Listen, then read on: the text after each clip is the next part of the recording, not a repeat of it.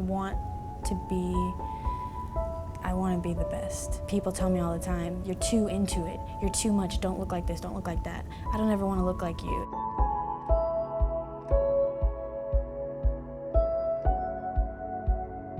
They say when you compete, it's a lonely sport. And lonely is because you really have to put yourself first. You have to be with people who support you and understand, because you have to eat at certain times, you have to work out, this hard, you have to do this for this amount of time, and people don't understand that. And the few people who do support me, they really do help me out. And it's maybe just a handful of people in my family. It's hard for them too, because when you're on that prep diet, you get agitated when you have low carbs, and sometimes you'll snap and you don't mean to, but they're there and they understand, like, hey, she's just hungry.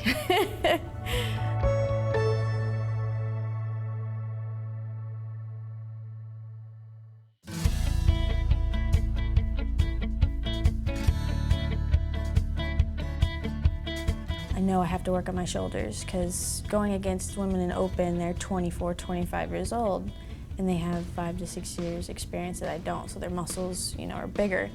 So I have to work twice as hard, sometimes 3 times harder.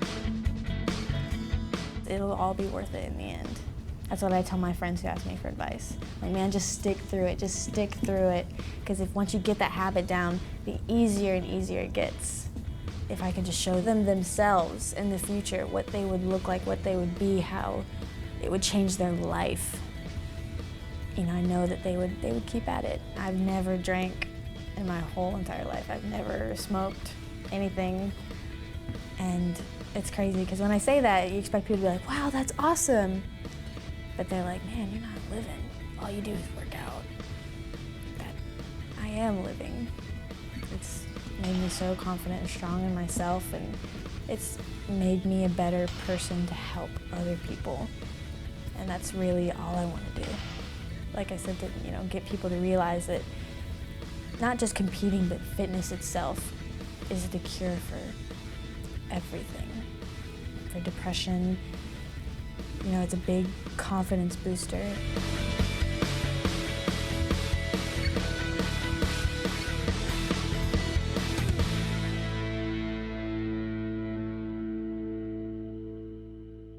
Tell us a little bit about you going into the Air Force.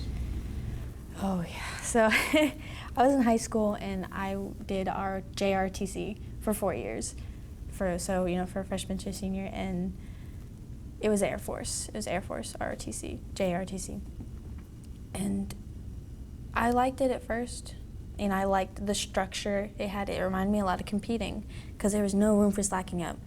They have to, your ribbons and your, I think the ribbons on the side, I don't remember, it's been a while, but your ribbons and your name tag have to be, even, your hair has to be a certain way, shoes shined, no, strings, none of that. You have to be perfect, crisp, clean, you're marching. I just love the way it was set up. And I thought about going, but I was scared, honestly, because I've never done something like that before. So I've started talking to a recruiter after I graduated, and it took me a really long time for me to sign. And he was like, hey man, this job that you like, I'm doing cable maintenance. I call us cable dogs, but he said, man, this job you like, it had a bonus. And he was like, it's a day, if you wait any longer, the bonus is gonna be gone. So that was like a big, I feel like I just kind of jumped into it, but I really needed to. So they took me to the place I'm gonna be in Ellington, and the building, 272nd, and I was introduced to the people and what they do, and I fell in love with it. And I met one of the big bosses there, and he swore me in. I signed the papers, and that was in August. So I'm like, man, 9 months till basic, okay, I got this. And now sitting here 3 days till leaving, it's kind of just starting to hit me. And I'm nervous, but I'm very, very excited. God needs me there to help people at that moment, and I know it'll just make me a better person when I get out in November from training. So I'm really excited for the opportunities that'll open for me too.